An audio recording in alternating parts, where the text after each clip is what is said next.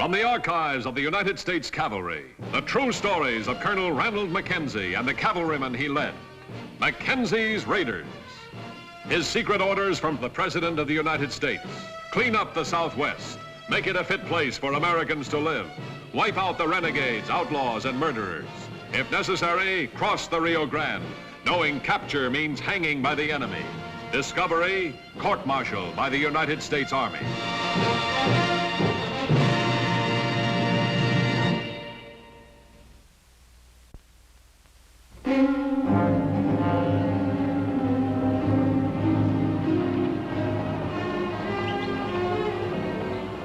The year 1873, and the introduction of a new Army instrument of communication, the heliograph, flashing messages across the vastness of the Texas frontier. It would help to tame a new land, aid in bringing security and safety to pioneer settlers. And to the men in Colonel Mackenzie's command, isolated by sand and space, short on supplies, badgered by Indians and renegade marauders, the heliograph could become a lifeline to the outside world.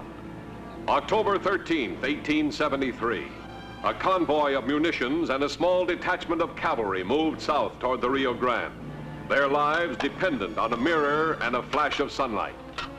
The message spelled danger, hostile Comanches waiting in ambush ahead. So the lieutenant turned his convoy away from the main trail. Yes, to Colonel Ranald Mackenzie in command at Fort Clark, the heliograph could well become a lifeline.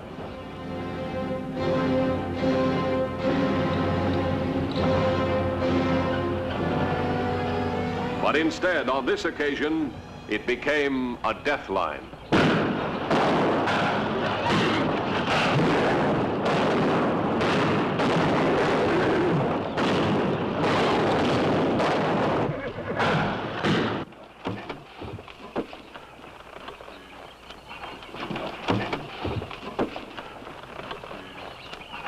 All right, let's shake it.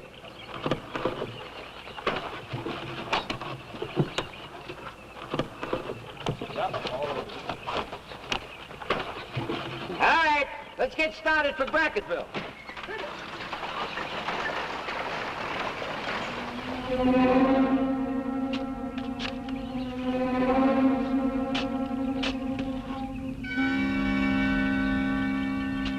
That's Thompson, sir. We've been together ever since Gettysburg. Why were they off the main trail? I don't know, sir. The orders were specific. Follow the main trail all the way to Fort Clark. Somebody must have wanted those guns almighty bad. Well, they wanted to keep them from the Mexican government. They're going to have something to say about this, too. Well, maybe the convoy saw Indians and had to leave the main trail. Query the heliograph station.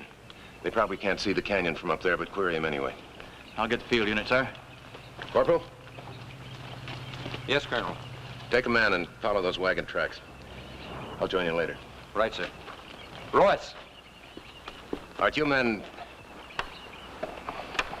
keep on with what you're doing.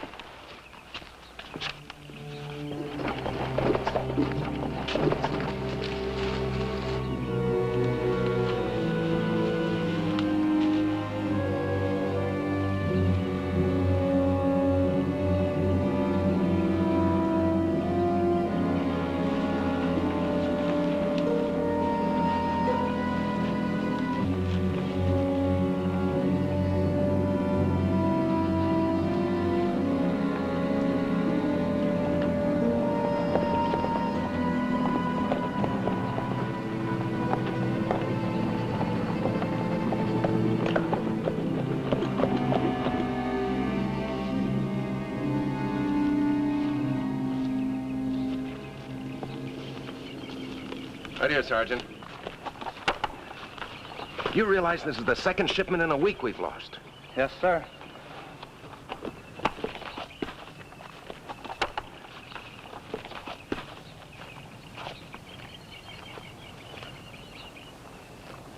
I don't see why we got to rot here between jobs, Court. I'm getting kind of sick of it. You can afford to get sick. The kind of money we'll be taking. I'm sighted on the station now, sir. All right. You know what to ask them. Yes, sir. Oh, hold on. Somebody's flashing.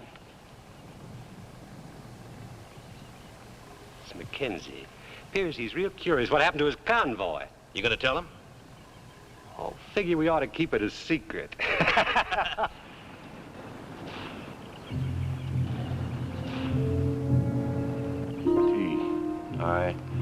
T-I-V-E negative. Just as I thought, Sergeant.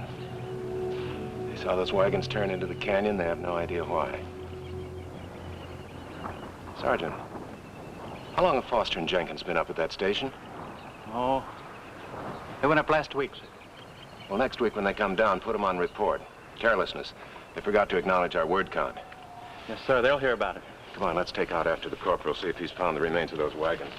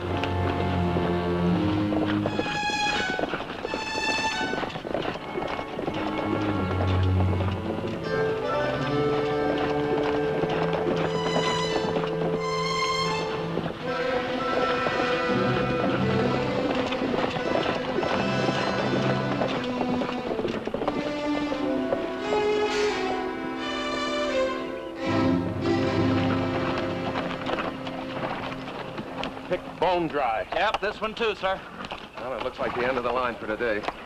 Rocky country up ahead, almost impossible for trailing. Find the horses, get these wagons back to the fort. Yes, sir. Half a day of scouting and trailing. We're still up against a stone wall half the size of the state of Texas.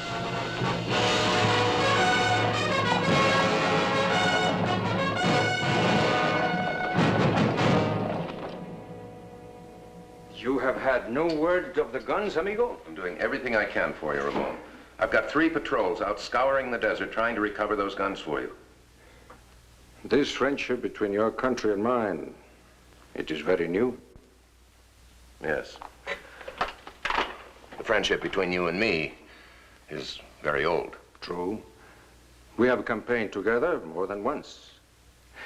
All the same, your president tells us we will have guns and munitions to fight the insurrectos. And the guns do not come. My president doesn't break his word. We must have those guns. And have them you will, if they haven't already fallen into the hands of the insurrectos. Here in your country? I'm not saying it's happened. I'm saying it can. Look, north of the Rio Grande, who would steal those guns except for money? South of the Rio Grande, who would have the money to buy them in such large quantities except the insurrectos? I tell you this, Colonel Mackenzie. We have had incidents along the border, your people and mine, and we have settled them peacefully.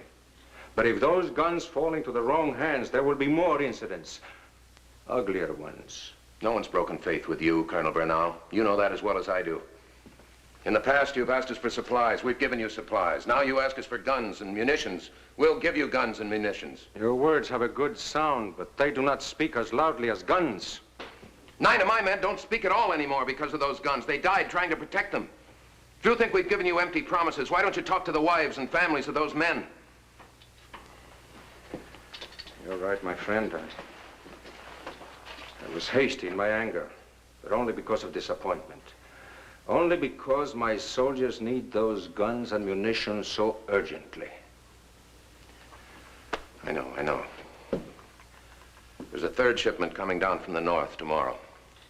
I've instructed my heliograph stations to keep a watch for them. I'm riding out at dawn to join the convoy. Will you ride with me? Does the coyote not howl? Does the eagle not fly? Does Ramon Bernal not ride with his friend Mackenzie? Let's go into dinner. Gracias, amigo. Feels like Mackenzie's hanging all his hopes on the heliograph. Nice of him to keep sending us information. Sure is. His last message says that we got to be extra careful. Watch out for them nasty outlaws that's been stealing them guns. When's the third shipment coming through? Tomorrow, Mackenzie himself's going to be with them. Mackenzie, why? Keep an eye on things, I suppose. What's the matter, Cola? You scared? No. But, well, killing him. What I mean is, with them others, it didn't matter much. But we kill Mackenzie, the whole army will be on our necks. You want out of this one, Cola? Well, Now you listen to me, brave man. You know, you just got one way out. You want to try that way? You want to try that way? no, of course not, Grjngo. I was just funning with you. You know, you've been getting all the gravy as it is. Me and Court set this thing up. Me and Court learned that code. 5 years in the Signal Corps, busting our backs for Mackenzie. And you don't want to see him dead? Well, I do. That's the part that's going to pleasure me most. Oh, cut it out, Grjngo. Desertion in time of danger. That's how he said it. And we're going to have us a little old possum hunt. And that possum's going to be Grjngo. Well, they never caught that possum, mister. Because that possum just run and run and run till he got just plain sick of running. And now that possum's got himself a gun. And he's going to use it. What about tomorrow? Same way as before? Same way. But we better change the place.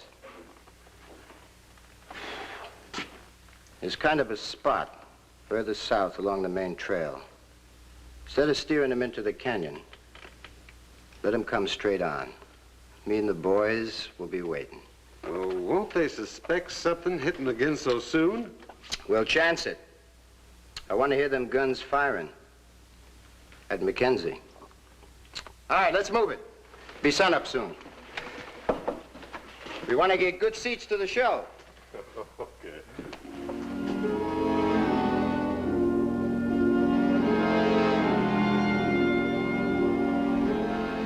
Any sign of the convoy? Not yet. Maybe it ain't coming. Oh, it'll come. You think Grjngo will be ready for him? I know Grjngo, he'll be ready. A lot ready than Mackenzie.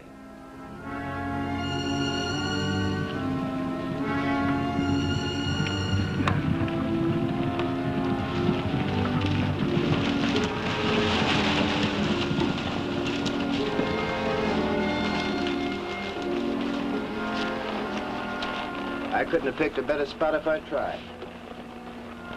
When Mackenzie gets here, he won't know what hit him.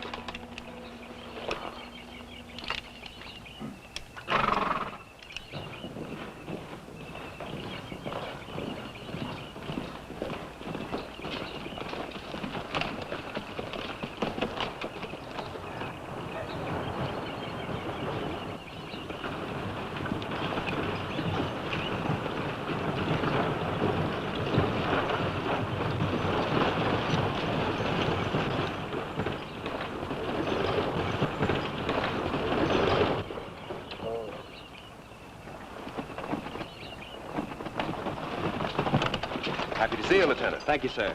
Any signs of trouble? Not at all. We'll keep our eyes peeled. This shipment's gonna get through. Yes, sir. Forward! Hold!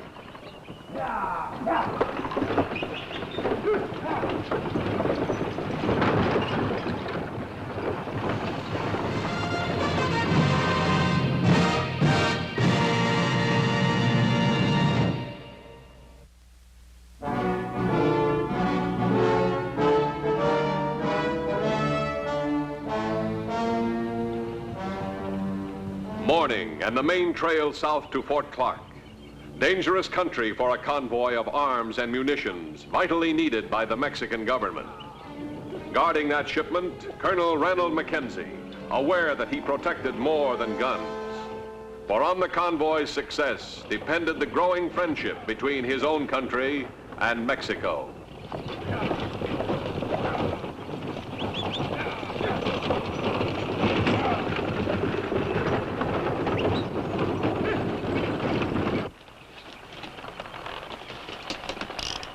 Cut that out. I'm trying to listen.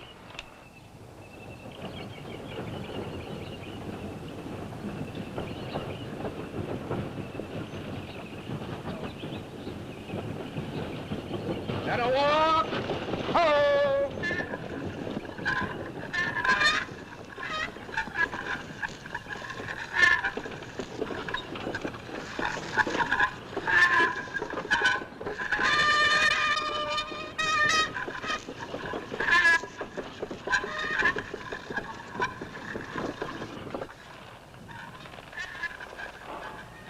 Wagons. Where sound carries in these parts, I put 'em, say 3-4 mile, maybe less. Wait till come easier now.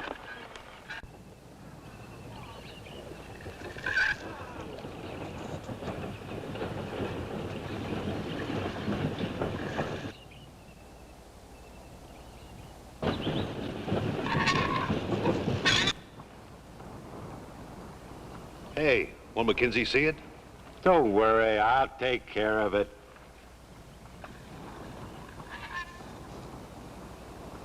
Yep, court says they're inside. Better get set for 'em.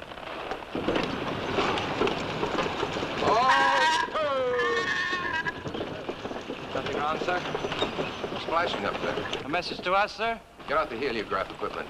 If it is a message, request a repeat. Yes, sir. Lieutenant. Yes, sir. Have those wheels examined while we're waiting. Find the one that's dry and see that it's greased. Right away, sir. Is it wise to delay, amigo? Wiser to delay now, Ramon, than risk a breakdown further on.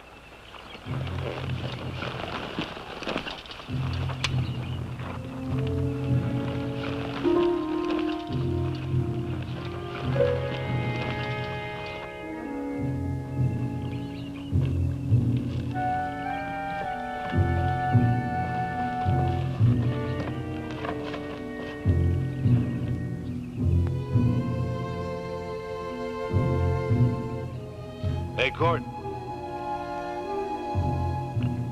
Yeah? Here, you read code, I don't. Huh, sending? Just starting to.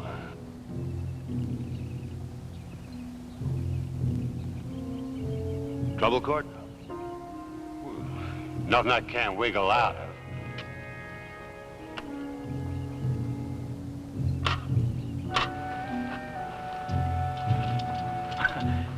I guess that explains the flash you saw, sir. He says he was polishing his mirror. Mm-hmm. Acknowledge his word count. Get a report on the trail ahead. Yes. This heliograph is a very good thing, amigo. If there is any danger, your man will warn us. That's the theory.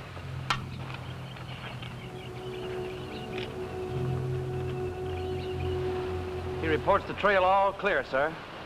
That's what he reports, huh? That dry axle's greased, sir. Good. Have the rest of them greased. I should be back by the time you're ready to roll. If I'm not, wait for me. Yes, sir. With the colonel's permission, sir. Back from where? Twice in 2 days, he's broken regulations. Failed to acknowledge my messages with a word count. I'd be glad to take a trooper up there and chew him out, sir. I'd rather handle this myself, alone. I want to look the situation over without being observed.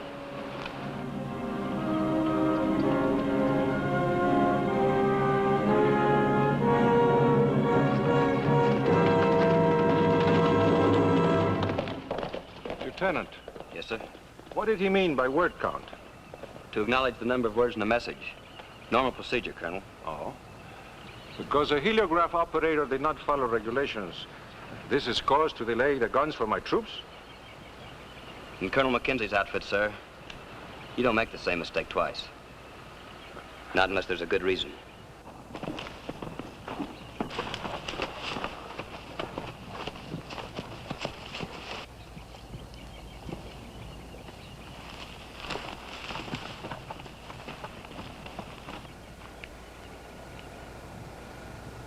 That's funny. No sound of him now.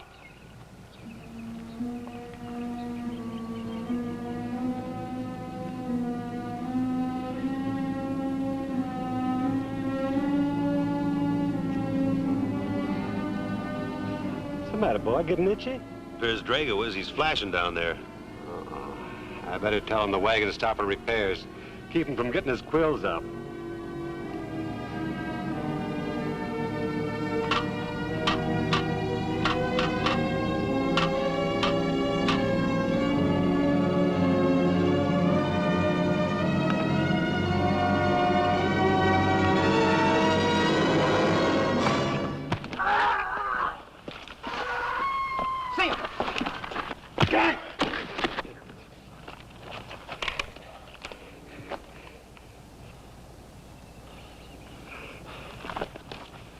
Where are my men? Where are the men who operated this station? You killed them, didn't you? So you could ambush my convoys. It was Grjngo's idea. Who's Grjngo? He's down at the bend, waiting for your wagons.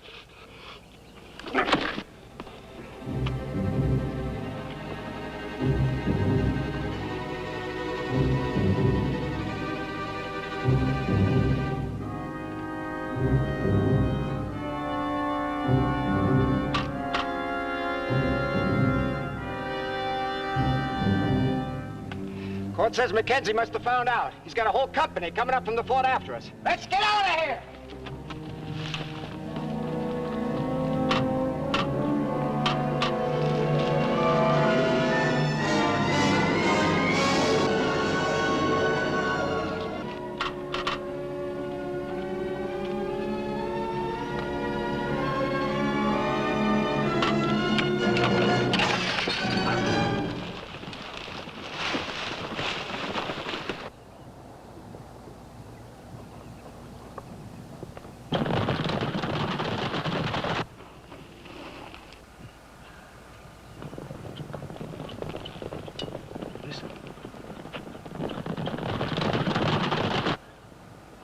Do you hear that, Lieutenant?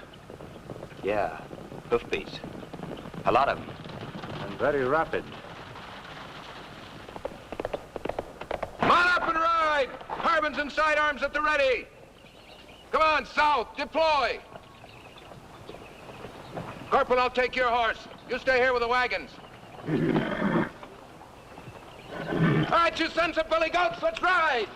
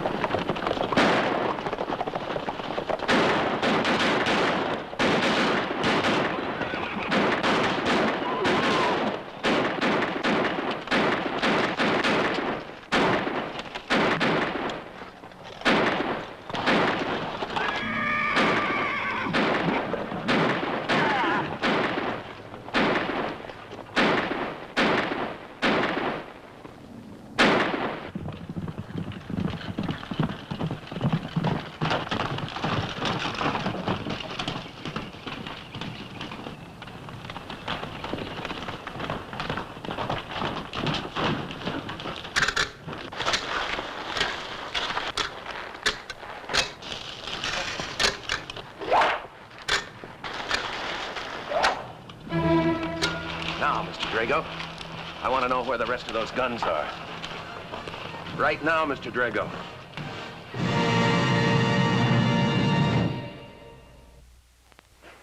For my country and for myself, I thank you, mi amigo. Those guns will save many lives. Good. By the way, I'm packing with them a set of heliograph instruments. They may come in handy. It is good to have such a friend. Oh, could you ride with me as far as Brackettville? Does not the coyote howl? Does not the eagle fly? Does not Mackenzie ride with his good friend Bernal?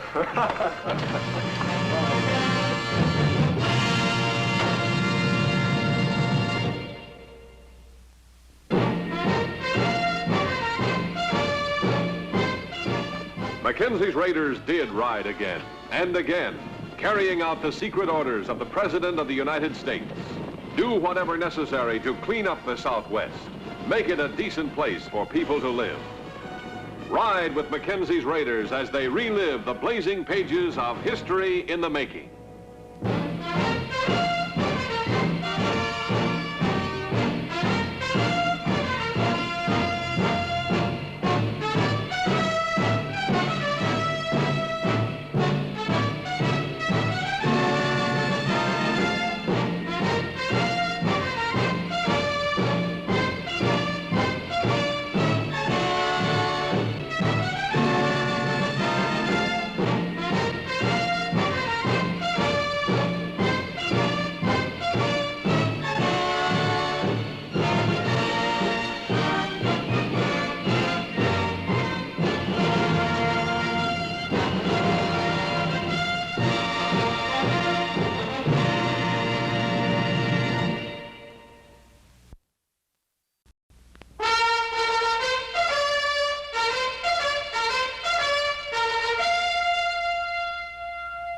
From the archives of the United States Cavalry, the true stories of Colonel Ranald Mackenzie and the cavalrymen he led. Mackenzie's Raiders. His secret orders from the President of the United States. Clean up the Southwest. Make it a fit place for Americans to live. Wipe out the renegades, outlaws, and murderers. If necessary, cross the Rio Grande, knowing capture means hanging by the enemy. Discovery, court-martial by the United States Army.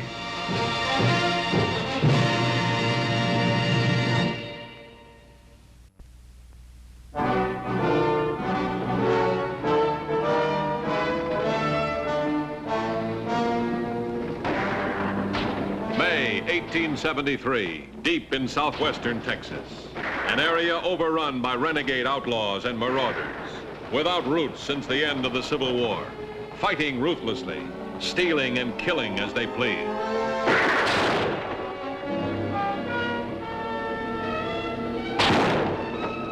Such a man was Roger Forsyth. He called himself Major and led a band of vicious criminals. Riding roughshod, Forsyth's bloody trail pushed farther and farther to the north.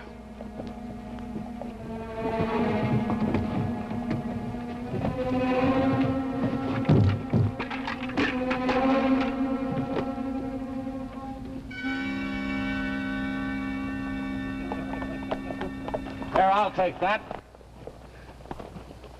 Only Colonel Ranald Mackenzie, commanding the 4th U.S. Cavalry, stood in Forsyth's way. Mackenzie's orders, clean up the Southwest, regardless of cost to yourself and your men. To help accomplish the job, Mackenzie had in his command tough, well-trained civilian scouts, men familiar with the remote reaches of southwest Texas. We found the Indian girl Forsyth's been seeing. She lives in the cabin right here. On his last raid, Forsyth got some women's clothing. So it's logical to suppose that he'll be showing up at that cabin before the day's out. What's the best way to attack it? From back here on the mountain. Is the cabin visible from there? No, but it is from over here. All right, Willis, you and a trooper take up this position. As soon as you see Forsyth enter that cabin, signal me back here on the mountain. Yes, sir. In the meantime, Burgess, take up a position on this road. That should block his only other route of escape, shouldn't it? Yes, sir. All right, boys, that's it.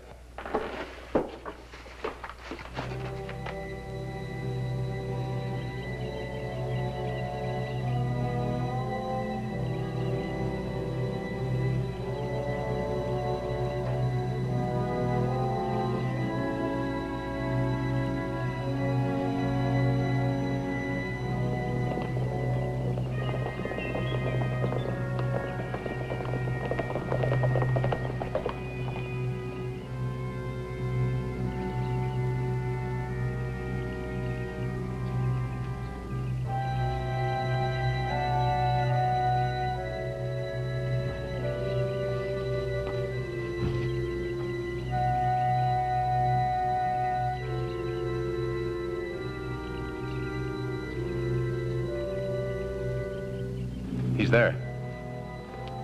All right, let's go.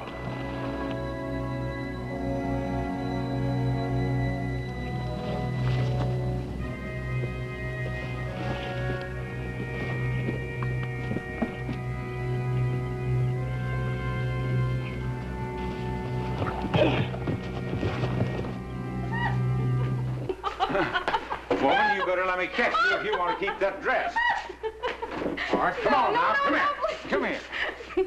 No.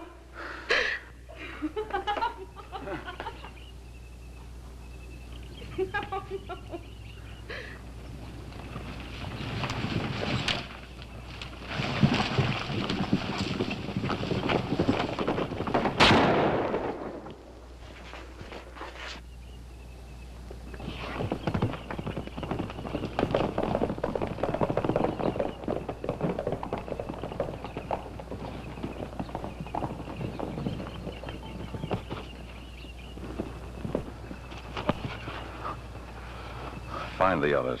Be at the fort tonight. Well, Colonel, this is an unexpected pleasure. Pleasure is mine, Major Forsyth. Colonel, the other two got away. Shall we go after them, sir? No, let him go for now. Colonel, this horse has got the cavalry brand on it. Indeed. Well, in that case, let's walk Major Forsyth back to the fort. Wait a minute, Colonel. I bought that horse. I'm sure you did. See that he keeps up with the column. Yes, sir. Detail at a walk. Oh.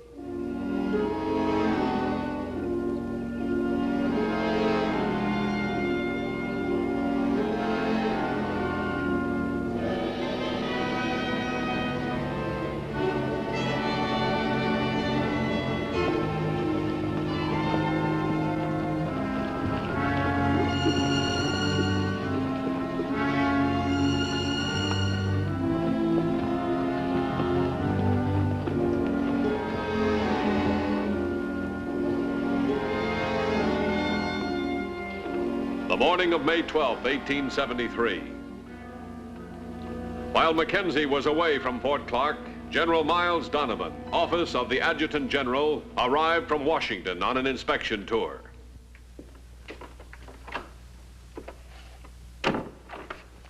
Well, dear, did you have a nice ride? Well, if you call cantering around the drill area a ride.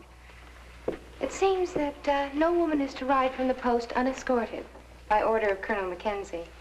Perhaps he had a good reason for issuing that order. Any sign of the Colonel? No, not yet. Father, I'm sure if Colonel Mackenzie knew you were coming here on an inspection tour, It he would wouldn't have made any difference. General Sheridan put Mackenzie in command of this post because he thought he was the right man for the job. Perhaps he is. He's an individualist and does things in his own way. And that's what's needed to bring some sort of civilization to this part of the country. A man who isn't afraid of anything. Not even of a three-star general.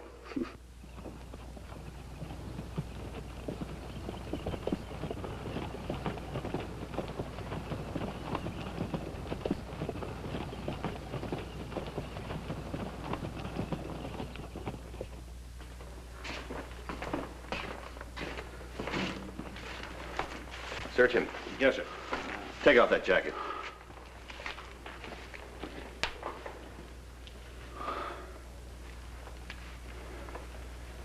Nobody's to talk to this man.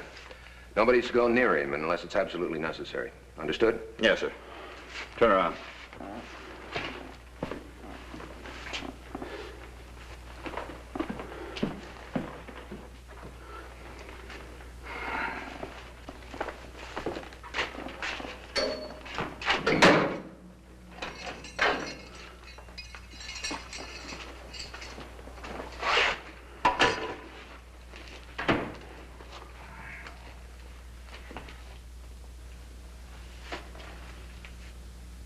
With General Donovan at the fort, Mackenzie was faced with a dilemma. Only two men, General Sheridan and the President of the United States, knew of Mackenzie's secret orders. Cross the Mexican border when necessary. At the risk of court-martial, these orders could not become known to General Donovan. These reports, Colonel. April the 9th, ranch burned, 5 Americans killed, no retaliatory action taken. April the 15th, freight wagon attacked. Driver, 2 others burned alive, and there are many more here with this same phrase, no retaliatory action taken. Why not, Colonel? You seem to have enough men and supplies. Well, we could always use more, sir. Well, then, what is it? Are they going over the border?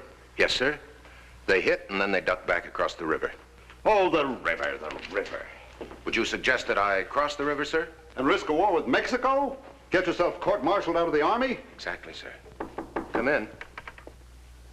Oh, I hope I'm not interrupting anything important. Not at all, my dear. Come in, come in. Colonel Mackenzie, my daughter Margaret. Ma'am? Colonel Mackenzie? Well, Miss Donovan's entrance brought a welcome halt to the dangerous discussion of the river. Later that afternoon, the routine of the fort back to normal, Mackenzie inspected his mounted complement.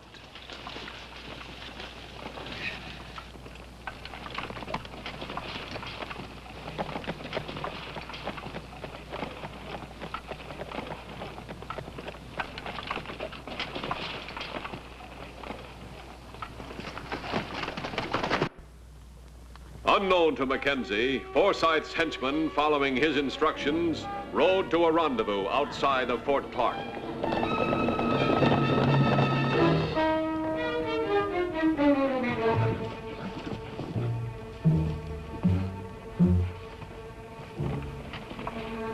We'll wait here until night.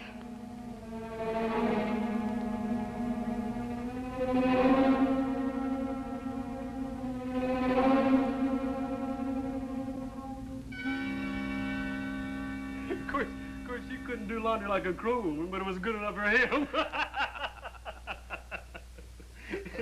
That's a real good one. Hey, did you see the general's daughter? Oh, yeah, a real nice girl.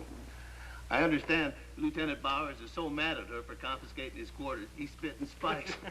Well, he shouldn't be mad. After all, if he was General Donovan's daughter, he'd be asking for the colonel's quarters.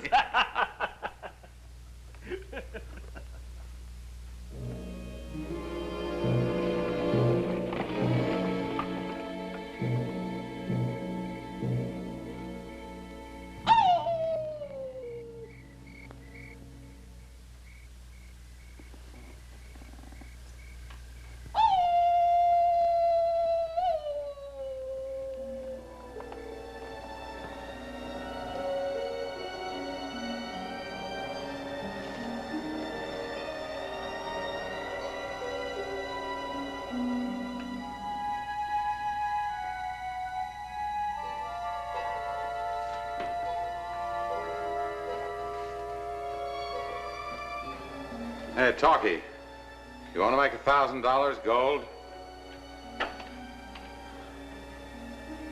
Come on, Talkie. Give me some water. This is empty.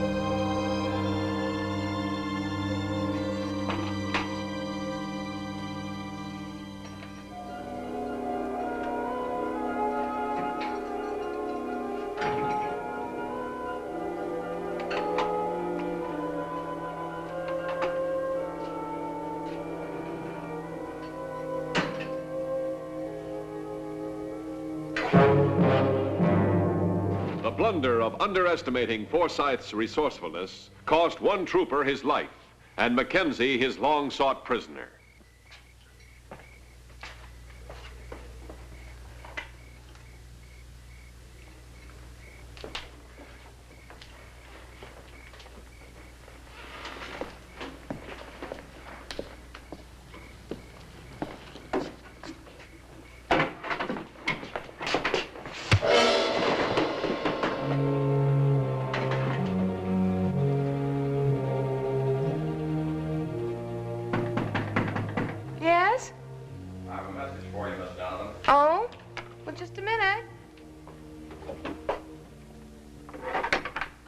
Yes? Don't make a sound. If you scream, I'll kill you, understand? Now get your coat. Go ahead, that shawl will do. Move.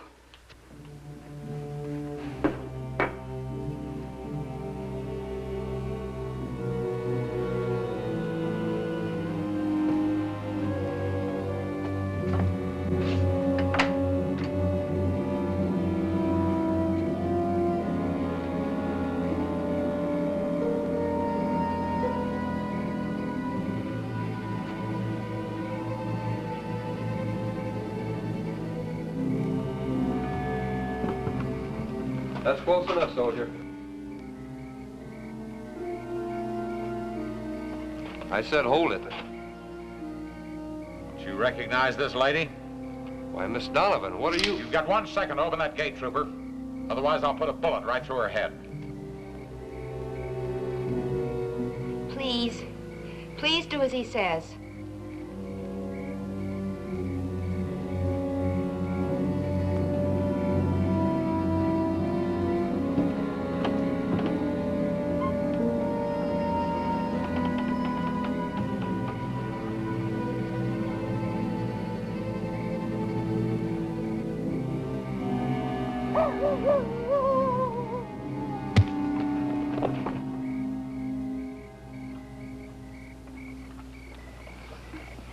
He's coming.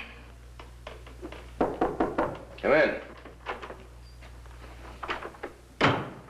You sent for me, sir? Yes. Did you hear that coyote? Yes, sir. It was too close. I can't believe there's a coyote that close to the fort. We're gonna have a look. Yes, sir.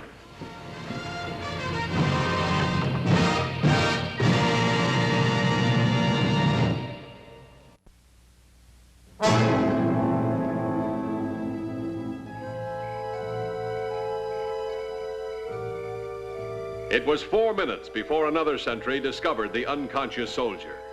Forsyth had completed his daring escape and had taken with him as hostage General Donovan's daughter, bait to draw Mackenzie out of Fort Clark. Miss Donovan?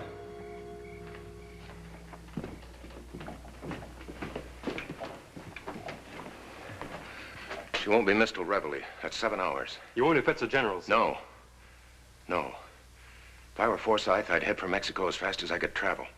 If I have to cross the river after him, the general can't know about it. Well, suppose we can't pick up the trail. We won't come back until we get that girl. Yes, sir. See that the horses are ready.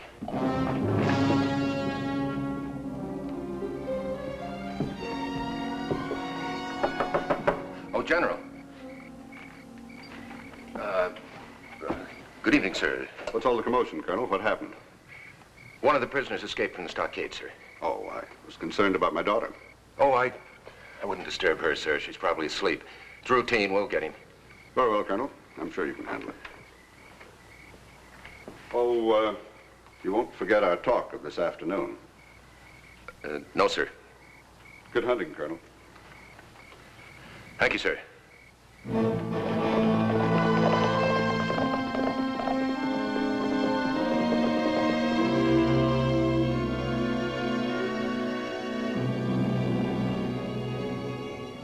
Here. We'll camp here.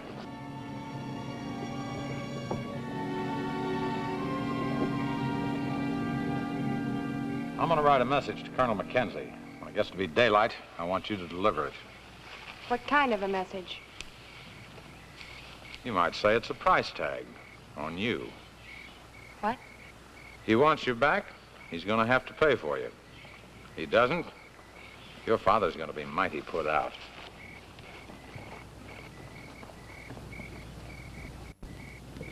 Once again, Mackenzie had faced the fateful decision. He had crossed the Rio Grande. Detection meant hanging, with his government powerless to help him.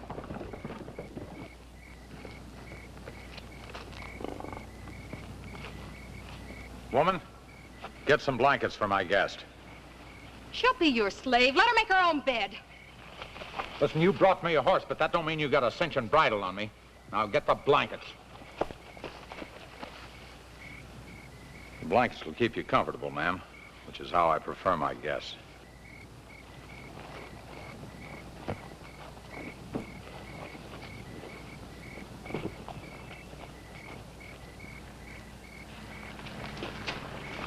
The tracks are headed that way, sir. I guess he's camped down by that lake. Mexican soldiers coming, sir. Mexican. Take cover, fast.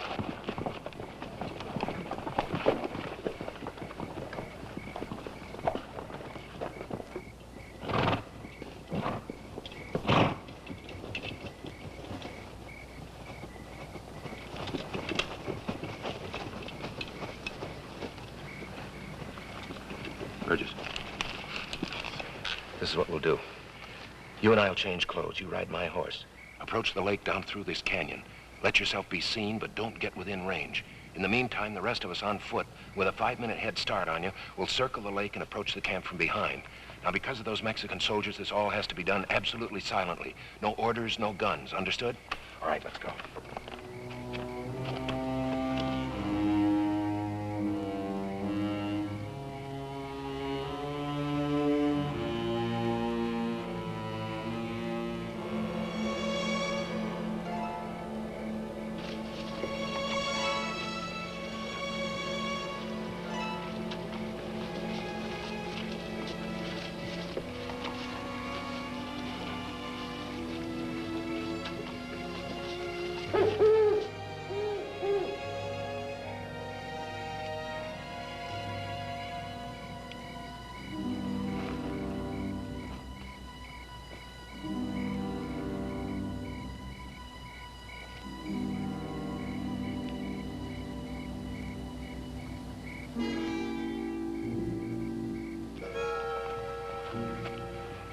anything happens to my man, you won't live to find one for yourself.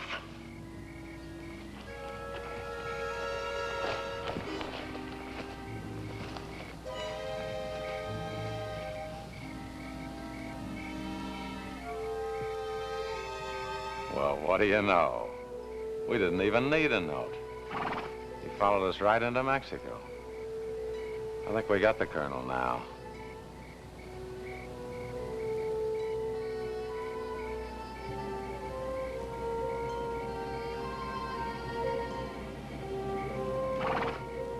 Wait a minute.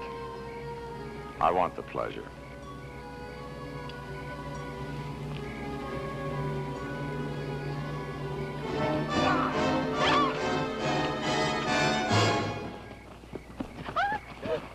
Colonel Mackenzie. Stay here.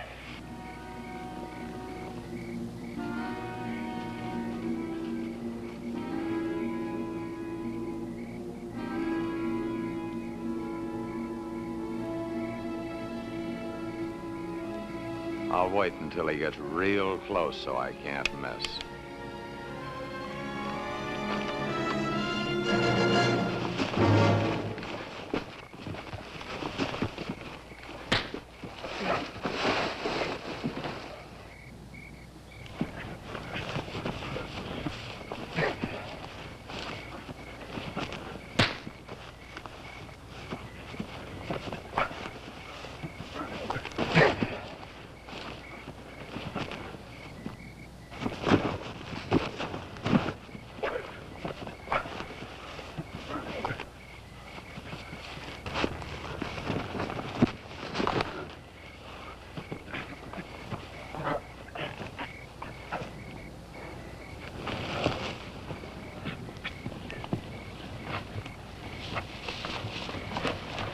You all right, sir? Yes, I'm all right. Mexican soldiers coming this way, sir. Get out of sight.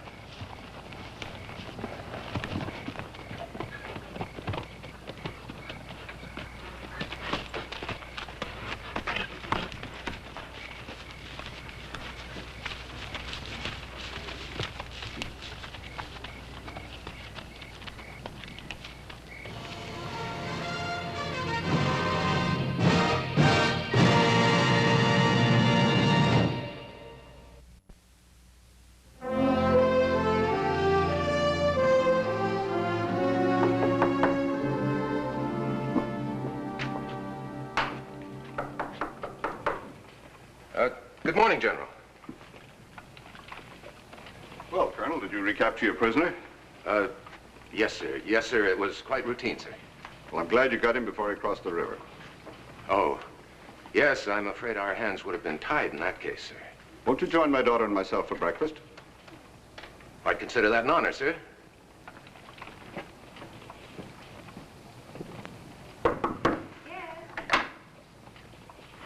Good morning, Father. Good morning, dear. Colonel Mackenzie? Good morning, ma'am. Colonel Mackenzie's going to join us for breakfast. How nice. You're looking very fresh this morning. You must have rested well. Yes, Father, quite well.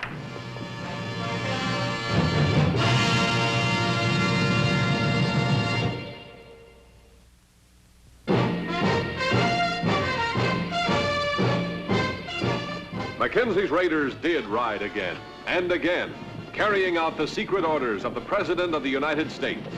Do whatever necessary to clean up the Southwest, make it a decent place for people to live.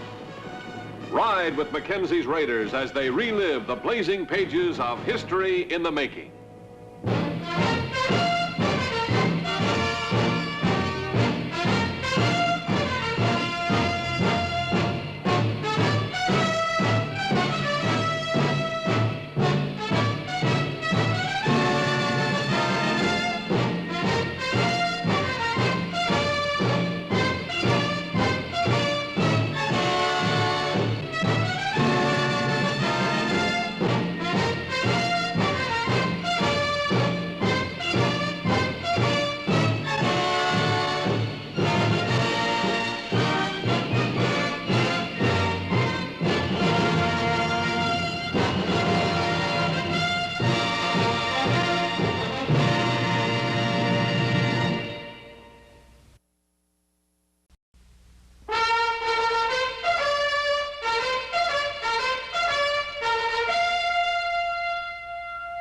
From the archives of the United States Cavalry, the true stories of Colonel Ranald Mackenzie and the cavalrymen he led.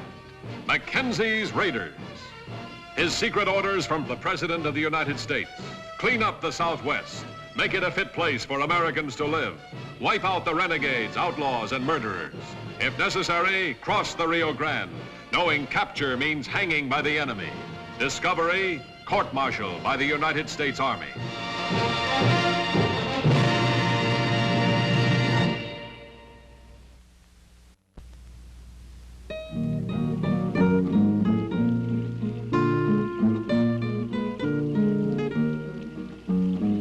The Rio Grande, critical boundary between Mexico and the United States.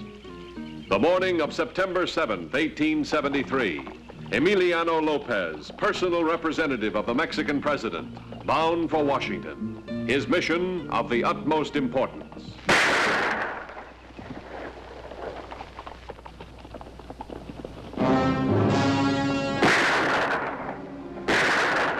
That takes care of Lopez's escort. Cross. Don't kill him! Sorry to trouble you, Mr. Lopez. That doesn't concern you. I know someone who does concern. Get the horses. He'll be staying with us for some time.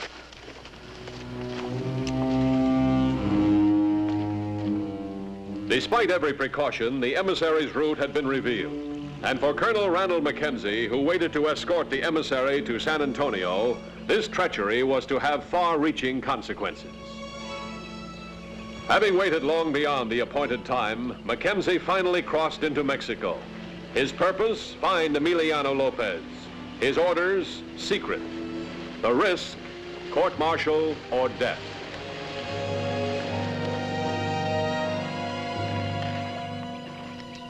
They're dead. Any sign of Lopez? No sign. I hope it's not who I'm thinking. Ben Pierce? I hope it is. Then Lopez will still be alive.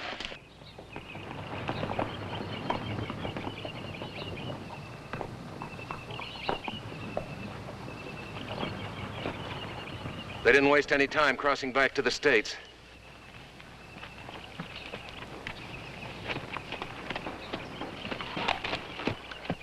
Those poor devils. I guess their own patrols will pick them up.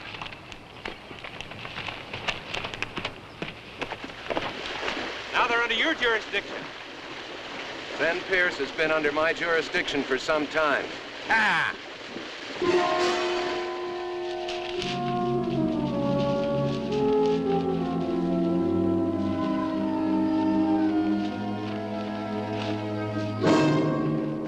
Here.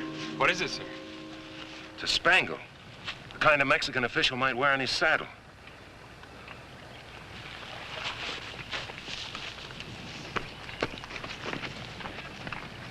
There are fresh tracks in both directions. Which way did they go? Look there. One of those horses was unshod. Mexicans don't shoe their horses. That's Lopez trail. Let's go.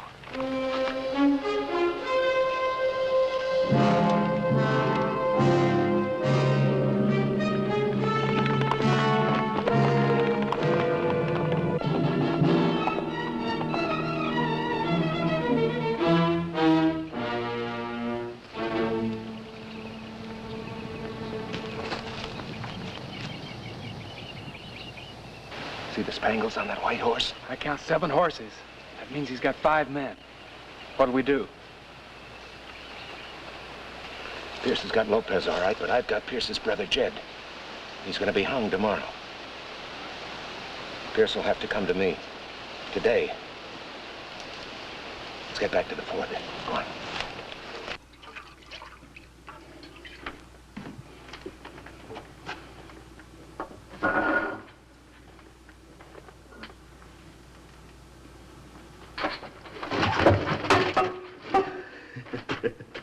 We don't want you to die, Your Excellency.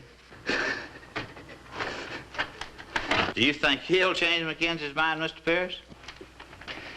Don't let his look fool you, Lane. He's a very important man to Mackenzie and the United States. Very few people in Mexico are our country near of your journey. I bought a very important official. Bought, senor? Bought. The route you traveled cost me several $100s. Well worth it. You must realize you are getting involved in an international situation. It's the other way around. You got yourself involved in a local mess with me and a tough colonel. You're dealing with Colonel Mackenzie means nothing to me. My mission is vital. That's just what I'm betting on.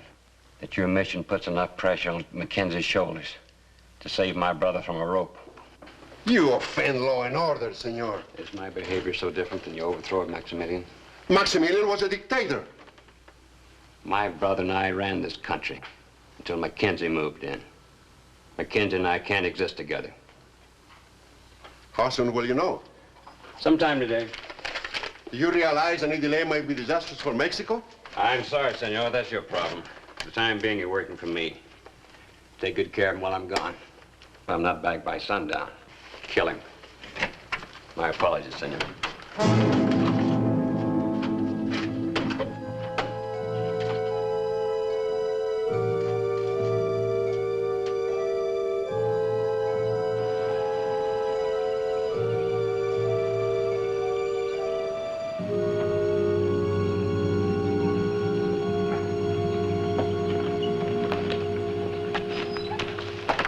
The orders are explicit, sir.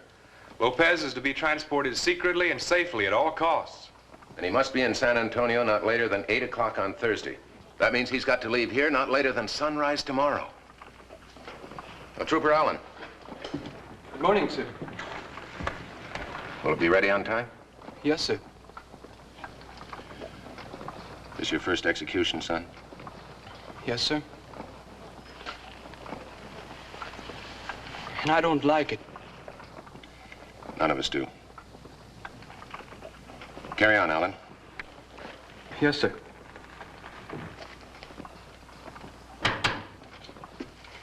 Come in.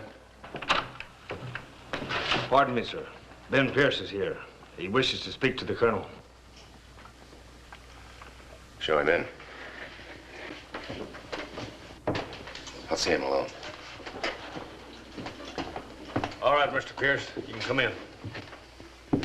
Good afternoon, Colonel. Hope you're not thinking of putting a rope around my neck. Lopez will be dead if I'm not back before sundown. Oh, it's a nice-looking gallows you're building. It's too bad you won't be able to use it. I give you credit, Colonel. You gave it a good try. You even had the settlers believing in you.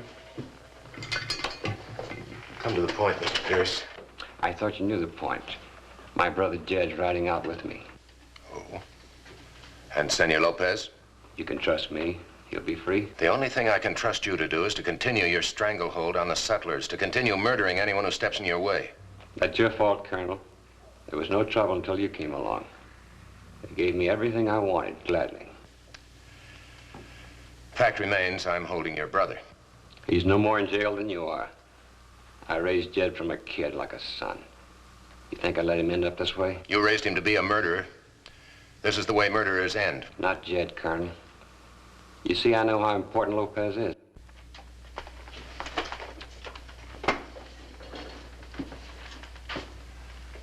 All right, Mr. Pierce. I'll turn over your brother when you turn over Lopez. You know I won't do that. Yet that's what you're asking me to do. You have no choice. I'm dealing the cards. Then you'll deal them off the top of the deck or there'll be no game. You haven't the guts to allow Lopez to be killed. You'd lose that bird on your shoulder. Nevertheless, as it stands now, your brother Jed will be hung in the morning. As it stands now, if my brother hangs, so does Lopez. I told you an exchange of prisoners is the only thing I'll consider. Good day, Mr. Pierce. What kind of exchange? You're to escort Lopez. Come alone, unarmed. We'll be with Jed. Just me, also unarmed. Where? Outside Brackettville. Sunset. No, it's too close to this place. Sunset's fine. Let's meet at Twin Forks. It's closer for me. All right. Just one thing. How can I be sure it's Lopez that you'll turn over to me? A man has to have some faith, Colonel.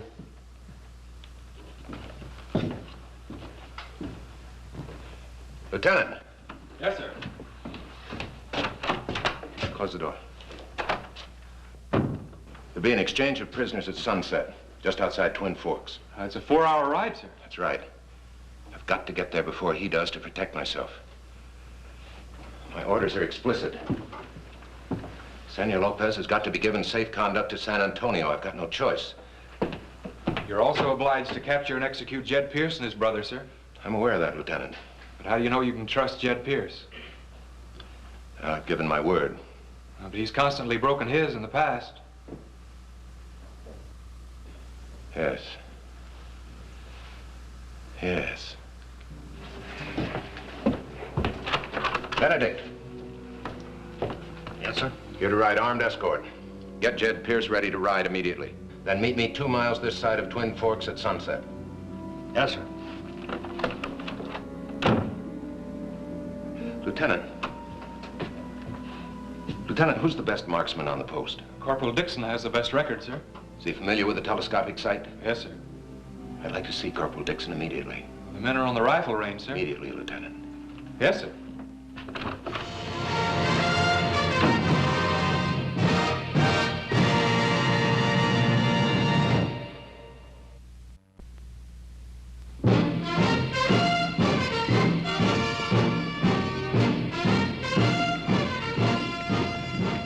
Mackenzie now faced his first great dilemma at Fort Clark.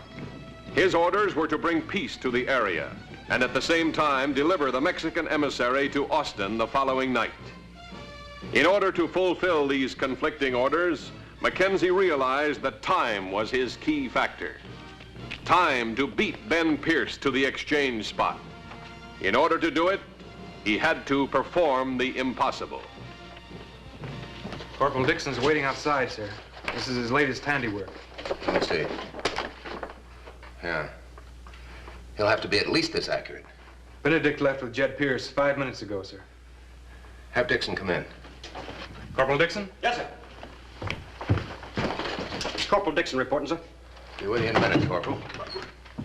Lieutenant, have 2 of our fastest horses prepared. Yes, sir. Oh, stand easy, Corporal. You ever witnessed an exchange of prisoners? Yes, sir. Think you understand the procedure? I think so, sir. The one I saw went according to the book. Well, I'm going to ask you to join me in one that may not go according to the book. Give me a hand with these boots. Yes, sir. I understand you're my best marksman. Thank you, sir. You familiar with the telescopic sight? Yes, sir. I'm exchanging a prisoner for a Mexican official at Twin Fork at sunset. Yes, sir.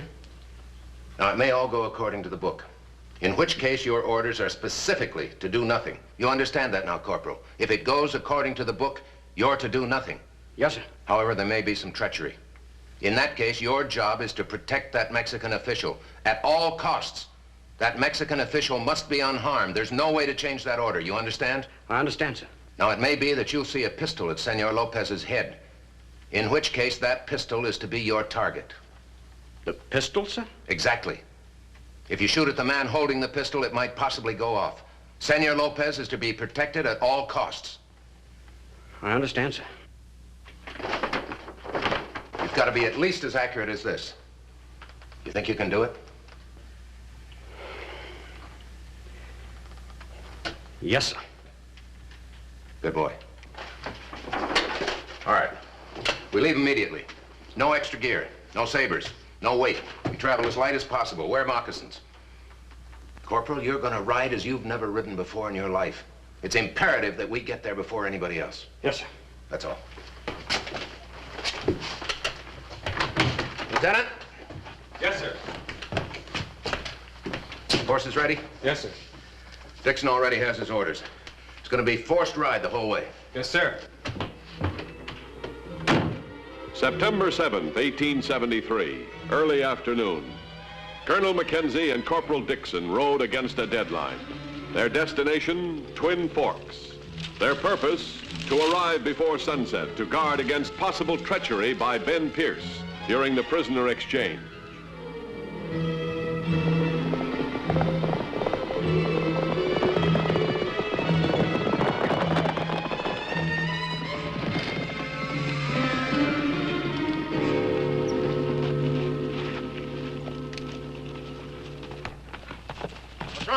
He's gone lame, sir. All right, mount up with me. Well, what about the horse, sir? He'll find his way back to the fort.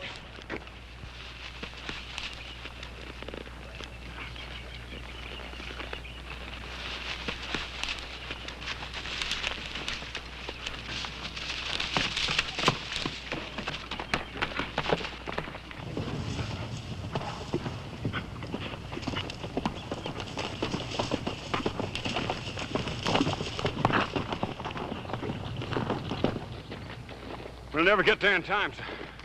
We'll get a fresh horse at Becker's.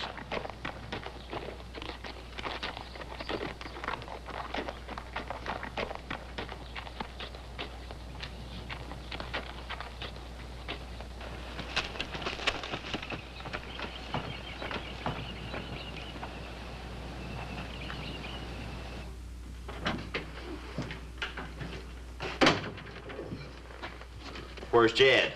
We'll get him. We're going to exchange him for Jed at Twin Forks. When? Sunset.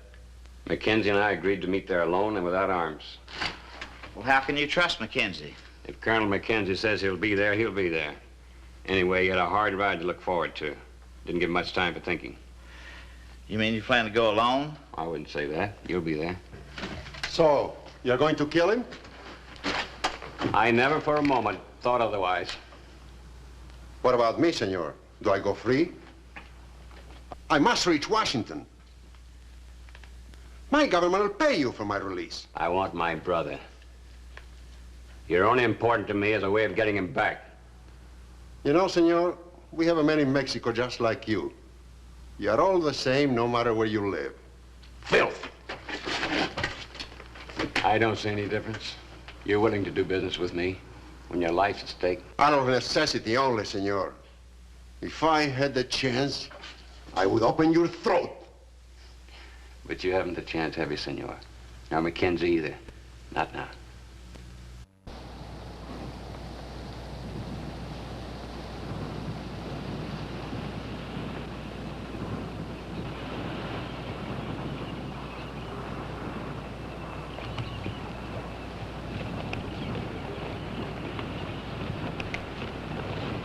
Mr. Becker. Hi, Colonel. You sure look mighty beat up. What's up? I haven't got time to explain. We need a new horse. You want to bore my horse so you can run him like you run him, eh? I ain't that rich, Colonel. We'll give you good money for him. Yeah, let me see. I'm not carrying any money with me. You'll have to take my word for it. I'm afraid you'll have to look someplace else, Colonel. I don't know you long enough to cotton to that sort of deal.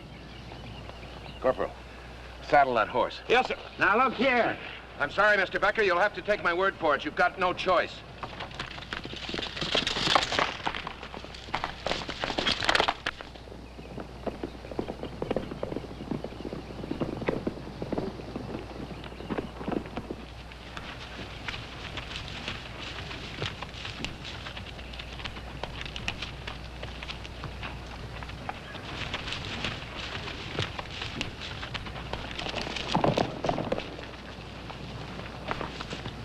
Come on, Corporal. We've got to make up that time. This old horse is doing the best he can, Colonel. Not quite. Let's travel 40 pounds lighter. Get rid of that saddle. Oh.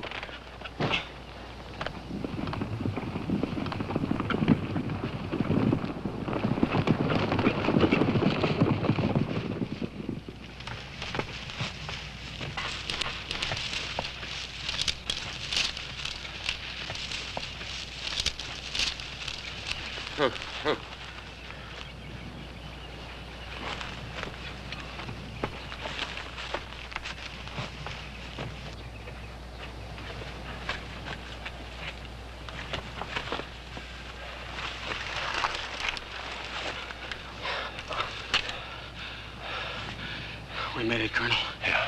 We beat him here. Now remember your orders, Corporal. The Mexican official is your responsibility. No harm is to come to him. If there's a gun on him, that gun's to be your target. Yes, sir. Oh. I'll leave this with you. Colonel, are you sure? Just you be sure.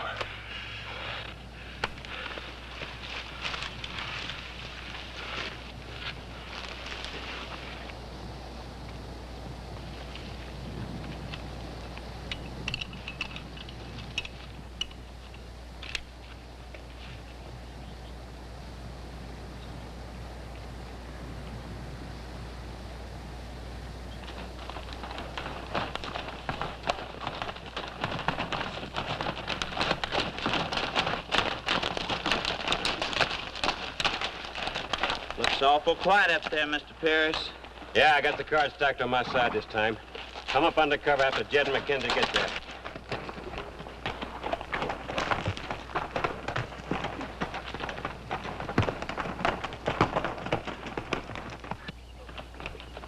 Sunset, time of the prisoner exchange. Following his prearranged plan, Mackenzie met Jed Pierce and his guard 2 miles outside Twin Forks. Any trouble, Benedict? No, sir. Where did you come from, Mackenzie? You're not the only business I have to attend to, Mr. Pierce. My coat.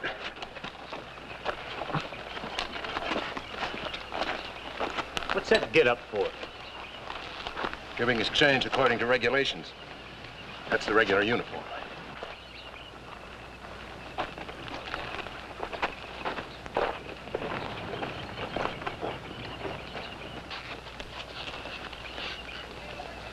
After you, Mr. Pierce.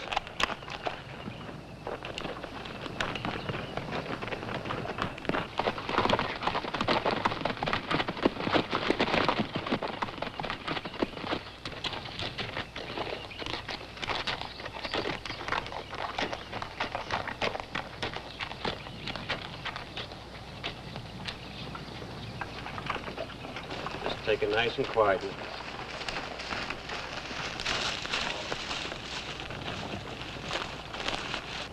So you decided to play it straight, huh, Colonel? I told you I'd be here, Mr. Pierce. Unarmed. Yo soy Coronel Mackenzie. ¿Es usted el emisario de Benito Juárez? Sí, coronel. Mi nombre es Emiliano López, miembro de la oficina personal del presidente Juárez. All right, Mr. Pierce, I'm satisfied. Turn Jed over, Mackenzie. Follow me, Senor Lopez. Lane!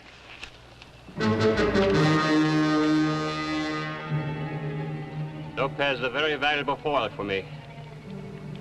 Now I can get you out of my hair once and for all.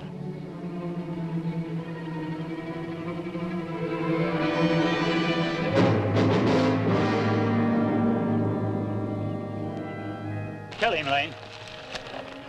At least let Lopez go. I can't afford to. I can't afford to have anyone live and tell about this.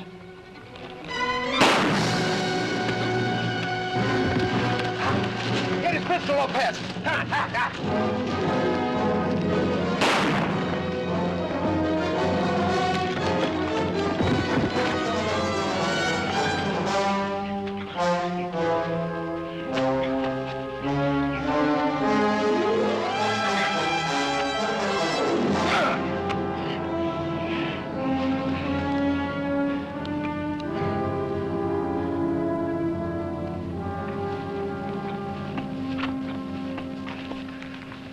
You can add another strike, Corporal. Thank you, sir. I just pulled the trigger and prayed. You prayed well.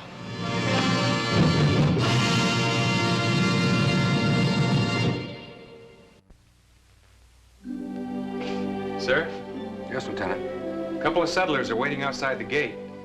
Pierce killed their kin. They've requested permission to witness the execution. Request denied. This is the first victory for peace in the area. They felt they had a right to share it with you. They can share in the benefits. Yes, sir. Now, Lieutenant, if you would accompany Senor Lopez. If I may, sir. Yes. Why did you want to wear your dress uniform at the exchange yesterday? Because, Lieutenant, the only way I could honorably take Jed and Ben Pierce was by provoking them into treachery. The best way to do that was by making them think Mackenzie was a tin soldier. You a tin soldier? Excuse me, sir. Senor Lopez, vaya con Dios. Muchas gracias, coronel.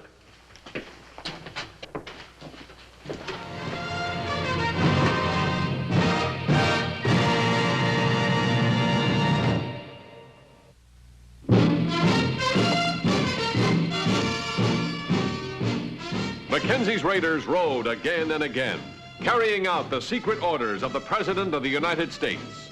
Do whatever necessary to clean up the Southwest. Make it a decent place for people to live. Ride with Mackenzie's raiders as they relive the blazing pages of history in the making.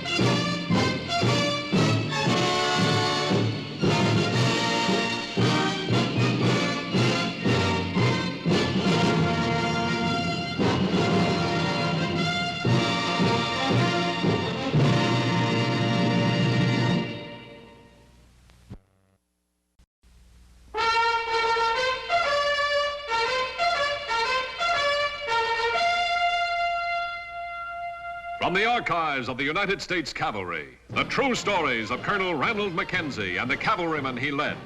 Mackenzie's Raiders. His secret orders from the President of the United States. Clean up the Southwest. Make it a fit place for Americans to live. Wipe out the renegades, outlaws, and murderers. If necessary, cross the Rio Grande, knowing capture means hanging by the enemy. Discovery, court-martial by the United States Army.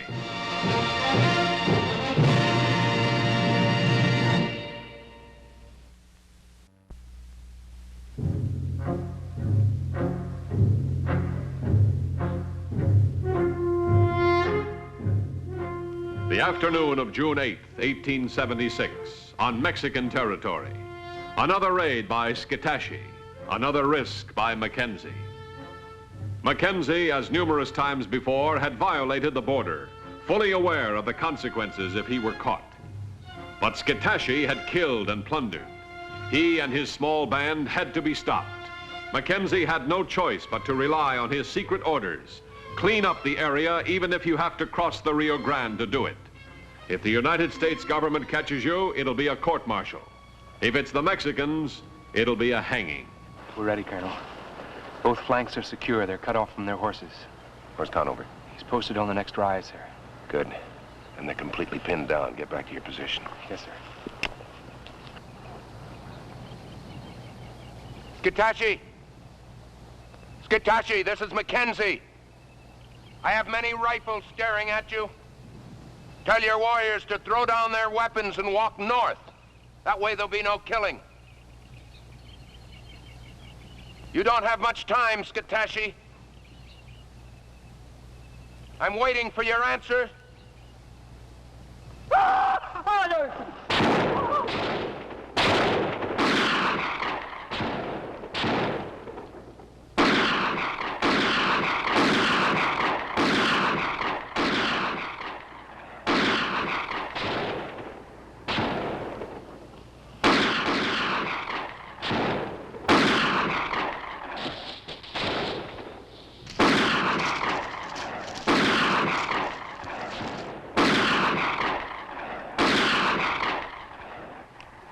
Federals. Mexican soldiers, a whole troop of them.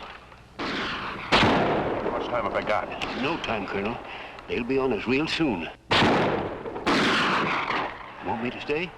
Yeah, Charlie. Keep an eye on Scitashi for me. I'll get the troops back across the river.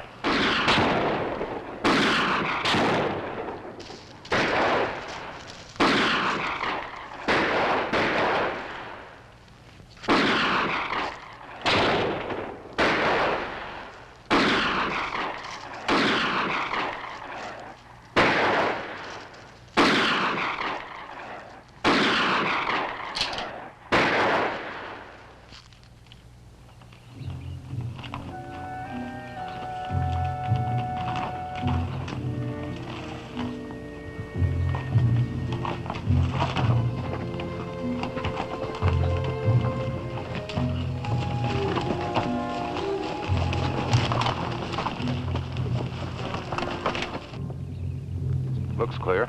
Yes, sir. Let's get across.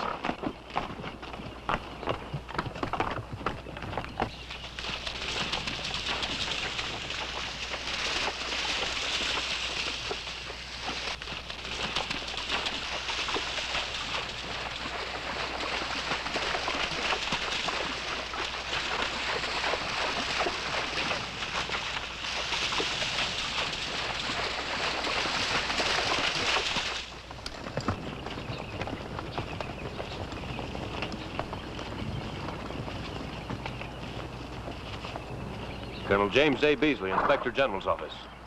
Oh, yes, of course, sir. I was expecting you. Sorry I couldn't meet you on your arrival. Something urgent came up.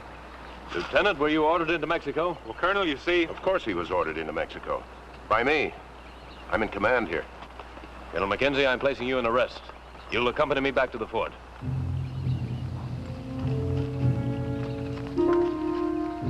Hard to figure what a difference that miserable little river makes.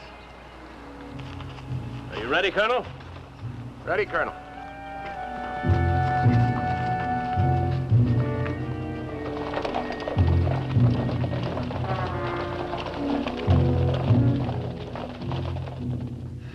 posted, sir? No, it's sufficient that the colonel knows he's confined to the post. Yes, sir. I want full reports from all the men who went to Mexico. That includes you, Lieutenant. Have them made out as soon as possible. They'll go on with my report to Washington. Won't that mean a court-martial, sir? That's not for me to decide. The colonel's office? Yes, sir.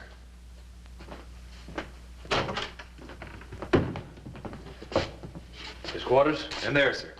Those reports are your first order of business, Lieutenant. The secret orders, by their very nature, prevented Mackenzie from using them as a defense. He could not tell Beasley or anyone else, not even the court-martial officers. In the words of the Secretary of War, if you're caught, you're on your own. Come in. Oh, Colonel, please come in. It'll take a while to hear from Washington. I've assumed your command. You mean you're going to report the incident? Yes, I am. Do you think I can let pass the shocking disregard of a friendly nation's sovereignty that I witnessed this morning?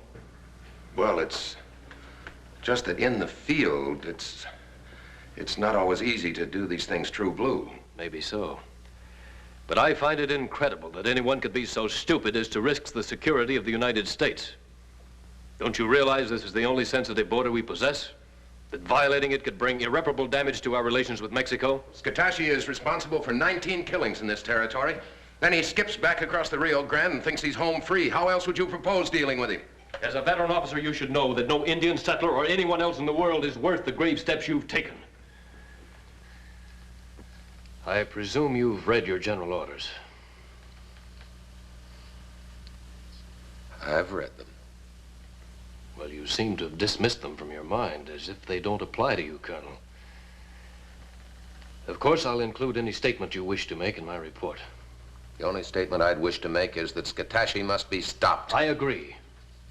But I have no sympathy for your actions. As an inspector, I've seen officers, even generals, disobey their orders before, but never have I encountered such flagrant violation. And by one of the model Army officers. You know, sir, you have quite a reputation as an administrative officer. And I respect that reputation. But I do wish you could see this thing a little differently. I don't understand. What other way is there to see it? Colonel, don't think for a moment I like what I have to do. I remember you well. As far back as the academy. I was 2 years behind you. Like all other underclassmen, you were the one we looked up to. You were the leading cadet. Have been an outstanding officer ever since. Your career has been brilliant. I'm genuinely sorry that I'll have a hand in the scandal that's bound to result. Yes. Yes, Colonel, a general court-martial is never a pretty thing to see. But of course, you have your duty to do. That is, unless you could reconsider the circumstances. Good day, Colonel. What are you going to do if Scatashi strikes again? I'll try to stop him within the limits of the law.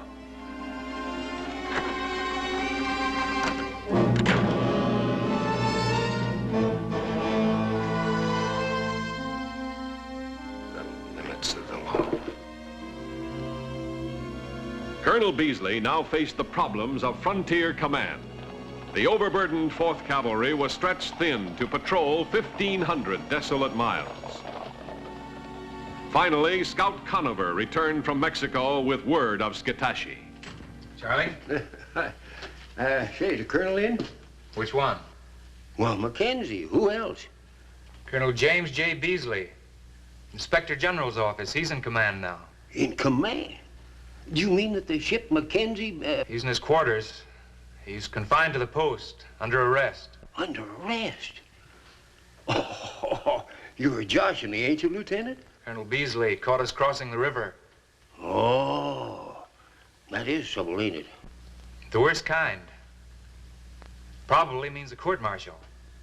You mean that's what this fella Beasley is going to recommend? Well, he doesn't have to. Washington won't have any alternative. Well, what does Mackenzie say about all this? Nothing. There's not much you can say. It'll wreck him. No, he's been in worse trouble than that. No, he hasn't. The Army's not just his career, it's his life. They might as well kill him as hand him a court-martial. Ain't there nothing you can do about this? Oh, install the reports. That's about all. Colonel Beasley doesn't bend easy. Say, is he in the colonel's office right now?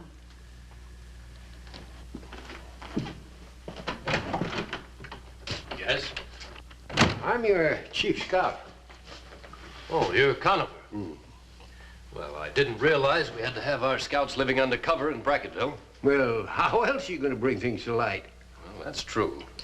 Now then, about Skatashi. Now, just a minute, Colonel. Before we start talking about Skatashi, how about Mackenzie? I don't think that concerns you, Conover. Well, maybe not, but I just happens that I'm going to make it so. Now, what's all this I hear about a court-martial? I don't know what you've heard. Colonel Mackenzie is under arrest for violating an international boundary. International boundary? Well, you mean that little bit of a river down there that I can spit across? Why, shucks, Colonel, everybody used that river. I don't see why Mackenzie shouldn't. Conover, it's useless for us to discuss this. Why, it's useless for us to try and whip them bandits if we can't use that river. We're going to do the best we can. Well, the best ain't good enough in this case. Why, Colonel, when they find out that we ain't going to use that river, there's going to be the biggest commotion that you ever seen in your life. The United States Army is equipped to administer law and order. I admit to that, but most of the time the law and order is done on the other side of the river. Well, according to these reports, things are not half as bad as you make out. Yeah, well, they used to be. Of course, Mackenzie, he's cleaned up this territory, this area here an awful lot. But he didn't do it by just standing and looking at that river. You mean this is not the first time he's crossed the Rio Grande? Why, Colonel, how do you suppose we catch them murderers? Well, that makes it even worse. Worse? Well, I didn't come here to make it no worse. I just come here to speak my piece, that's all. Well, you've certainly done that, Conover. I'll expect this information included in your report. Report? Oh, shucks, I ain't gonna make out no report. You're a United States Scout assigned to Fort Clark. You're under my command. All right then, Colonel.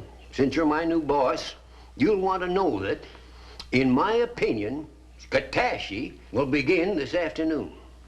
Why this afternoon? Well, a lot of the men will be in the town at that time. And them's the kind of odds that Skatashi likes. How do you know he's preparing for an attack? Well, I don't for sure. But it's a cinch that he ain't going to pack up in the middle of the night and go down to that river just for a change of scenery. How do you know about his movements? Now, Colonel, you ought to be able to figure that out for yourself. I'll need more concrete evidence than that. Well, sometimes, Colonel, that's about all the news that a scout can get. Suit yourself, Colonel.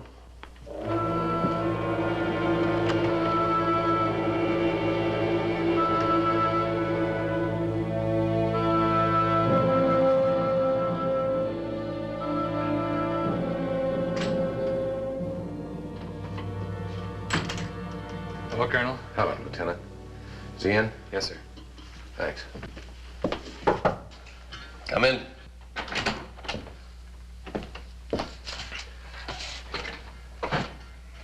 Sir, I just saw Charlie Conover in the stable area. So? If he says Skatashi's going to attack, he's going to attack.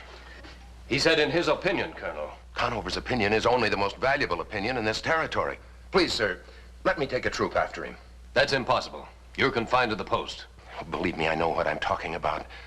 Listen to Conover. Follow up his report with as many troops as you can muster.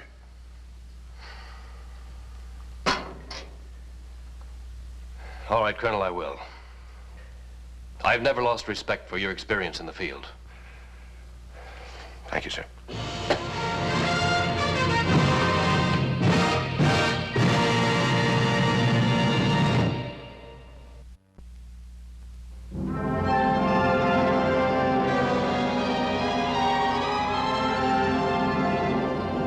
Fort Clark, and a critical moment in history. Settlers to be protected, roads to be patrolled, a border to be guarded. Many more problems than the 4th Cavalry could hope to cope with. And in command, Colonel James J. Beasley, a desk officer. Colonel Beasley, by his arrest of Mackenzie, had forced himself into a command position. Mackenzie's only hope for the continuance of his Army career now rested with Colonel Beasley. And of course, from their position on the river, I figure they're headed toward the settlement, see? Lieutenant, I'd like to have a word with the troop before we move out. They're here, sir. You must have misunderstood me, Lieutenant. This is not nearly enough men. I understand that, sir. These are the only men available.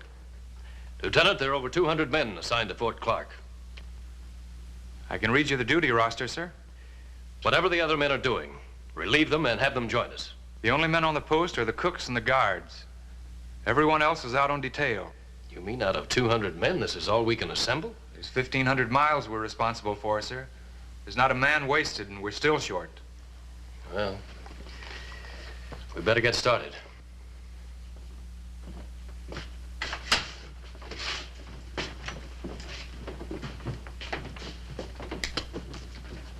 Colonel Beasley took Conover's advice and rode out to the settlement in hopes of surprising the renegade Skitashi.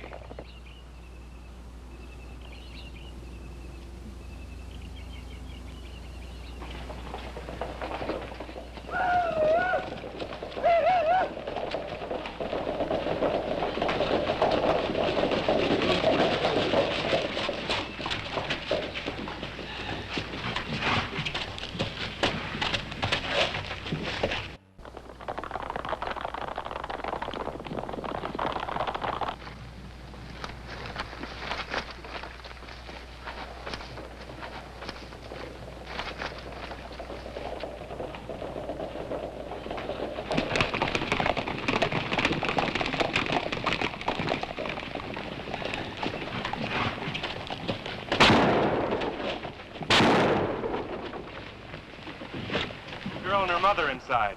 Well, the mother will be all right. Little girl's dead. Can we cut them off at the river? Well, they've got a good start, but we can try. Leave a trooper with the mother. Come on, let's go.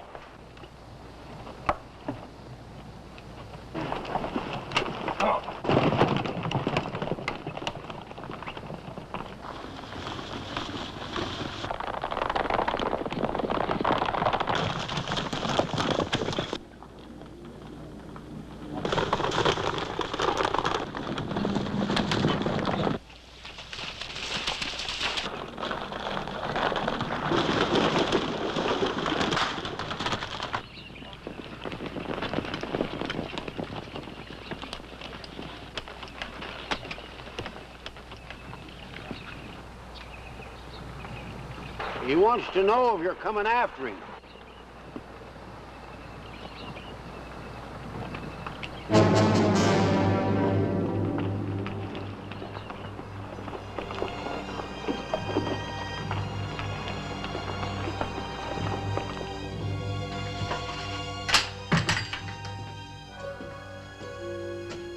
Yes, sir.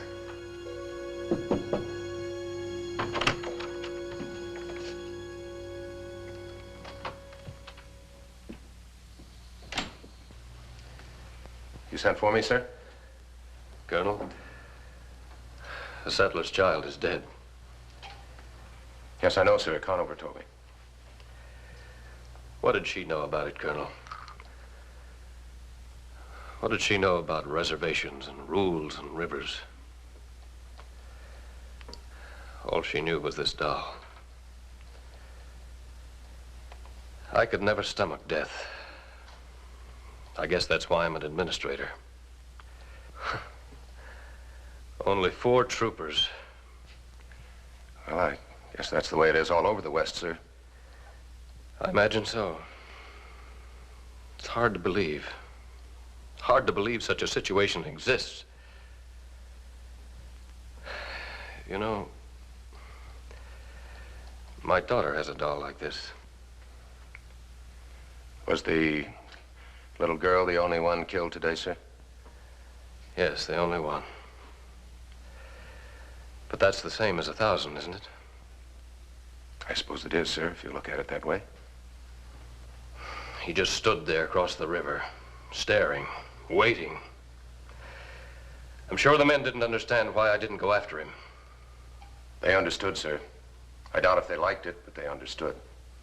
I didn't like turning back either. But what are you supposed to do? An officer lives by hard and fast rules. Sometimes, sir, an officer finds that those rules don't always apply. But they have to. Yes, sir. Meantime, Scatashi is still free. He'll have more men soon. Well, where will he get them? From the reservation. They'll hear about his success. He'll grow confident. They'll come and join him. So the longer the situation persists, the more disastrous it becomes. Exactly. Today, he's a renegade. Tomorrow, he may overrun the whole territory. Colonel, what would you do if I gave you back your command? I'd find Skatashi's position and I'd wipe him out. Wherever the position may be? Wherever the position may be. All right, Colonel. The command is yours. No, about 4 miles down the road by the crossing. How many men? Oh, he's still got the same handful. I don't know how long they'll be there, Shucks. He moves around an awful lot. Yeah, that's Skatashi. We caught him sitting still once. He's not going to let it happen again. Lieutenant Paxson. Yes, sir. Assemble a troop. Full fighting gear. They've been standing by since Charlie rode in, sir. Good. Colonel, I'd like to go with you. Well, we need all the help we can get. Happy to have you with us, sir. What's that? The Colonel's report, sir. When does the courier leave? Not until Saturday, sir. There'll be plenty of time to take care of this when we get back. Yes, sir. You ready, Colonel? Ready, Colonel.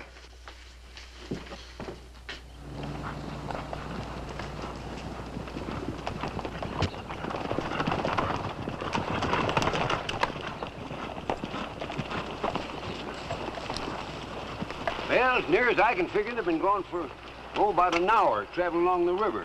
What about federales? Well, I think we're all right there. We've been 2 hours on Mexican soil. Well, there's not much risk as long as we stick this close to the river. Won't Skatashi move south if he finds out we're after him? Let's hope he doesn't. I never did like the idea of a Mexican rope around my neck.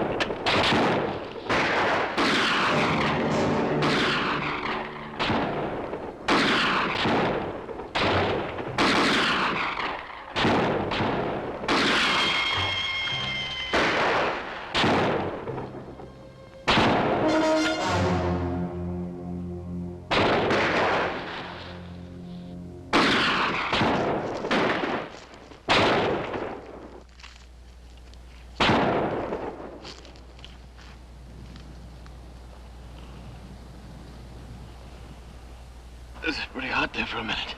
Did you get him? I got him. Skatashi's dead, sir. The rest have surrendered.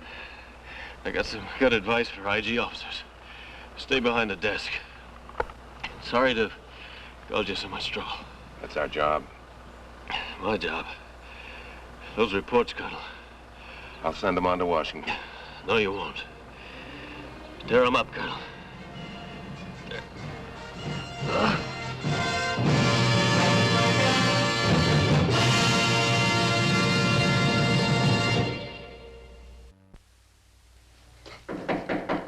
Man? Yes, Lieutenant. I hate to bother you, sir. How do I list Colonel Beasley's death in the casualty report? Just as we list all other deaths on Mexican soil. Killed in action. Period. Yes, sir.